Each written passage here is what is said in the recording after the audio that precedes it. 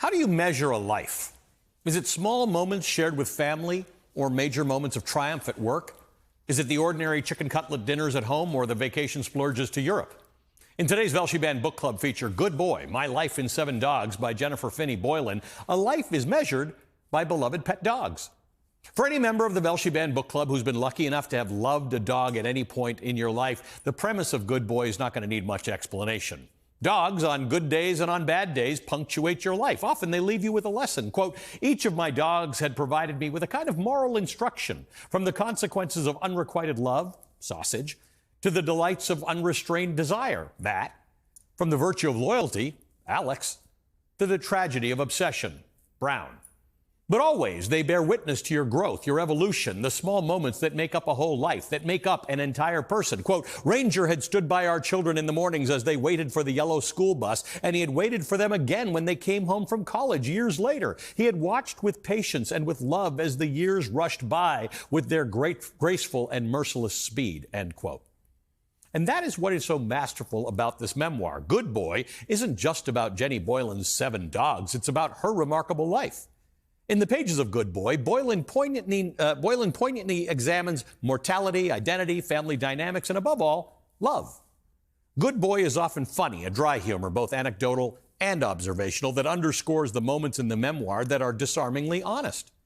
It spans the course of 5 decades. Good Boy, though, is not linear. It's like a real reflection. Stories jump back and forth through time, referencing moments still to come and moments that have already passed.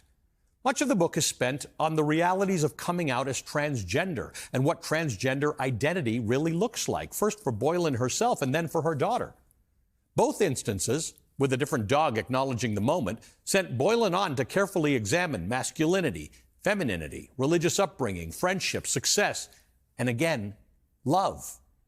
Along with books by Maya Angelou, Ibram X. Kendi, Angie Thomas, and nearly 400 more critically important authors and novels, Good Boy was removed from the United States Naval Academy's library early this month. But Boylan is no stranger to censorship or book banning. Her 2003 memoir, She's Not There, A Life in 2 Genders, was removed from classrooms and school libraries in a Texas school district. Her 2024 novel, Mad Honey, co-authored with Velshi Band Book Club alum Jodi Picoult, was banned in Monroe County, Tennessee. Overwhelmingly, it's stories like Good Boy that are removed from shelves and libraries and stricken from curricula, stories that provide humanity to a group of people that are often hated and scapegoated. The stories that are banned aren't always about the transgender community. The stories, though, are always humanizing. They tell us what we share in common. They remind the reader that we are all much more similar, alike in our complexities and nuances and hopes and aspirations and dreams than we are different. And the stories recognize that so many of us start our day the same exact way, walking a dog. Today's meeting of the Velshi Band Book Club is officially underway. I'm joined by Jennifer Finney Boylan. She's the PEN America Board of Trustees president, a professor, advocate, and the author of 18 books, including today's Velshi Band Book Club feature, Good Boy, My Life in 7 Dogs. Jenny, welcome to the show and welcome to the club. Good morning, and thanks for having me. I wish it was for a happier occasion, but it's an honor to be with you. Well, the good news is that a whole bunch of people are going to get to read a whole lot of books that they weren't thinking about. And so I want to discuss the framework that you chose for Good Boy, because it's a nice trick, because I want to read a book about dogs. You have tackled a bunch of memoirs. You've written 4 yourself. We've focused on a lot of them on this show. Talk to me about using dogs as a device, as a memoir and as a storytelling device. Well, dogs are a measure of different kinds of love, but so often it's a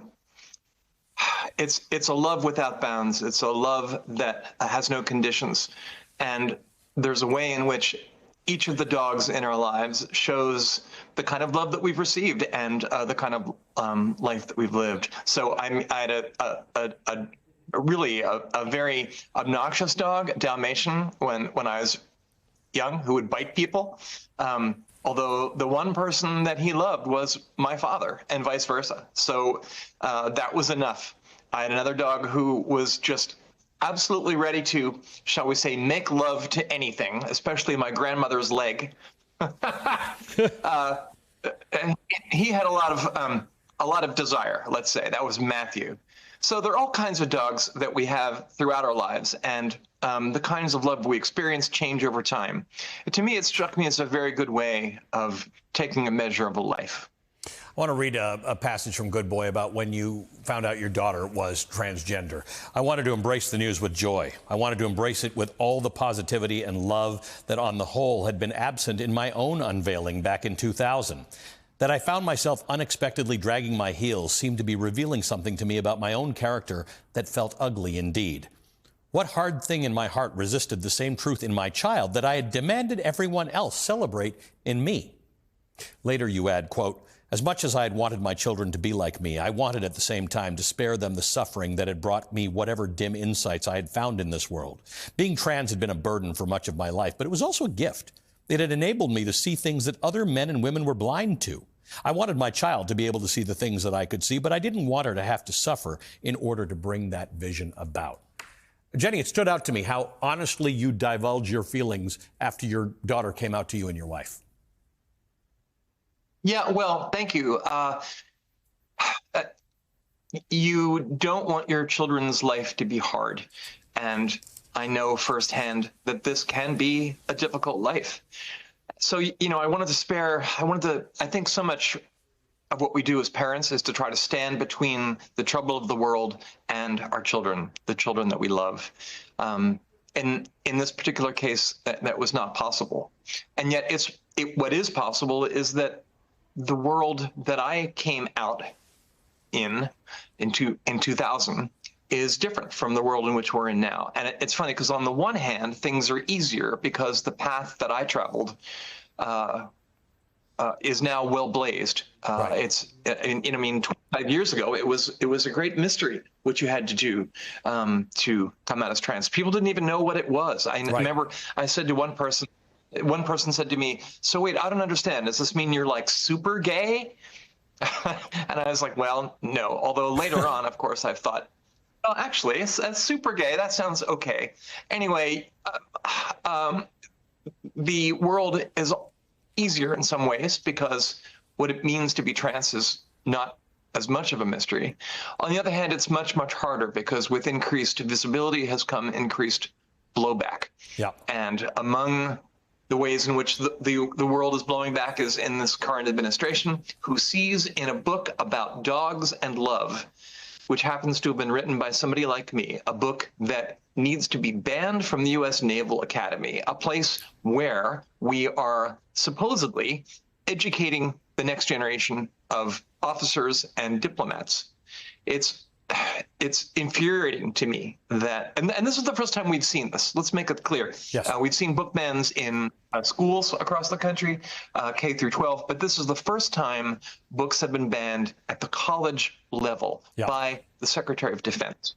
And it's what is an education? An education is supposed to prepare you for the world, and if you're going to be a naval officer, it's to prepare you for the world in which you are representing the United States. And it is just insane because books are not the enemy. Ignorance is the enemy.